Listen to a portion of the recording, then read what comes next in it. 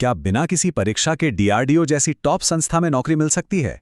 सुनने में थोड़ा अजीब लग रहा होगा, पर यह बिल्कुल सच है।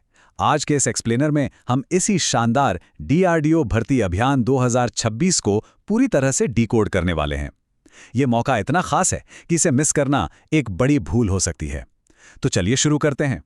इस प्रेजेंटेशन में एक पूरा रोड मैप तैयार है।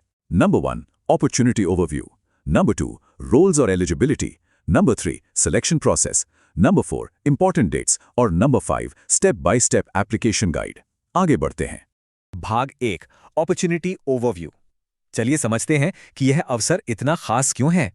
देखिए, सबसे बड़ा गेम चेंजर तो ये है कि कोई लिखित परीक्षा नहीं है।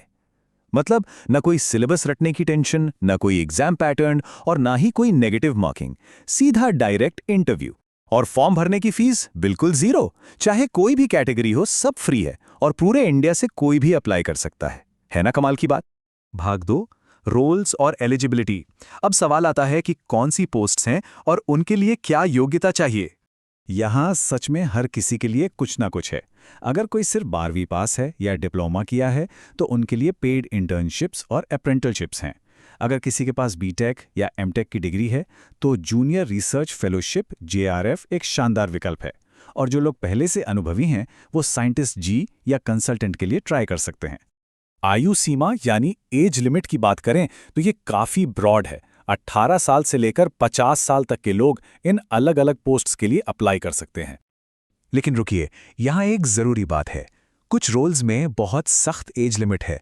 उदाहरण के लिए जेआरएफ के लिए मैक्सिमम एज सिर्फ 28 साल है। इसलिए मेरी एक खास सलाह है कि अप्लाई करने से पहले ऑफिशियल नोटिफिकेशन में अपनी कैटेगरी के हिसाब से एज रिलैक्सेशन और लिमिट्स ज़रूर चेक कर लें। भाग 3 सिलेक्शन प्रोसेस। अब जब लिखित परीक्षा है ही नहीं तो सिलेक्शन कैसे होगा? ये प्रोसेस बहुत ही सीधा है। बस एक डायरेक्ट इंटरव्यू और फिर डॉक्यूमेंट वेरिफिकेशन। सैलरी और भत्ते भी डीआरडीओ के शानदार रूल्स के हिसाब से ही मिलेंगे। लेकिन यहाँ एक बहुत बड़ा कैच है। इंटरव्यू तक पहुँचने के लिए एक अनिवार्य शर्त है, आपको डेडलाइन से पहले अपना सीवी ईमेल करना होगा। अगर ये स्टेप मिस हुआ तो इंटरव्यू का बुलावा नहीं आएगा। भाग 4 इंपॉर्टेंट एप्लीकेशन डेट्स। टाइमिंग ही सब कुछ है, तो चलिए जेआरएफ की टाइमलाइन का एक उदाहरण देखते हैं। ध्यान दीजिए, फॉर्म 30 अप्रैल से ही ओपन है। अगर जेआरएफ के लिए अप्लाई कर रहे हैं तो सीवी भेजने की लास्ट डेट 12 मई है और इंटरव्यू ठीक 19 मई को है और बाकी पदों की क्लोजिंग डेट 21 मई है। समय बिल्कुल नहीं है तो तुरंत एक्शन लेना होगा। भाग 5 step by step application guide. अब समझते हैं कि अप्लाई कैसे करना है ताकि कोई गलती ना हो। स्टेप 1 सबसे पहले डीआरडीओ की ऑफिशियल वेबसाइट पर जाइए। स्टेप 2 होम पेज पर ही वैकेंसीज यानी वैकेंसीज का सेक्शन ढूंढिए। असली और ऑफिशियल नोटिफिकेशंस आपको यहीं मिलेंगे। स्टेप 3 वहां अपनी पसंद की पोस्ट जैसे कि जेआरएफ के आगे व्यू मोर पर क्लिक कीजिए और स्टेप 4 वहां से पूरा ऑफिशियल पीडीएफ नोटिफिकेशन डाउनलोड कर लीजिए। अब उस पीडीएफ को एकदम नीचे तक स्क्रॉल कीजिए। वहां एंड में आपको एक खाली एप्लीकेशन प्रोफॉर्मा अटैच मिलेगा। याद रखिए, इसके लिए कोई ऑनलाइन फॉर्म नहीं भरना है, आपको इसी प्रोफॉर्मा का प्रिंटआउट निकालना है।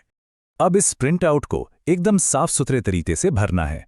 एक रीसेंट पासपोर्ट साइज फोटो लगाइए, अपना और पिता या पति का नाम, पूरा एड्रेस, एक वर्किंग ईमेल आईडी, जन्म तिथि, कैटेगरी और अपनी सारी एजुकेशन डिटेल्स एकदम सही भरिए। कोई कटिंग या ओवरराइटिंग बिल्कुल मत कीजिएगा।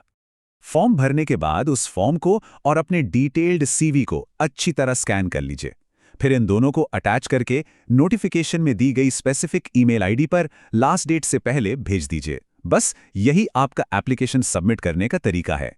यहाँ एक बहुत ही स्मार्ट और इंपॉर्टेंट टिप है।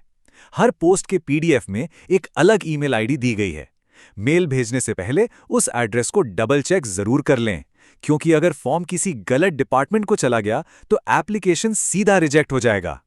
तो कुल मिलाकर एग्जाम की सबसे बड़ी रुकावट अब हट चुकी है। अब सवाल बस ये है कि क्या डिफेंस रिसर्च में अपना करियर बनाने का सपना देखने वाले सभी कैंडिडेट्स इस डायरेक्ट इंटरव्यू वाले सुनहरे मौके को लपकने के लिए तैयार हैं? सारी डिटेल्स आपके सामने हैं, अब आपकी बारी है। इस एक्सप्लेनर में हमारे साथ जुड़ने के लिए बहुत बहुत धन्यवाद।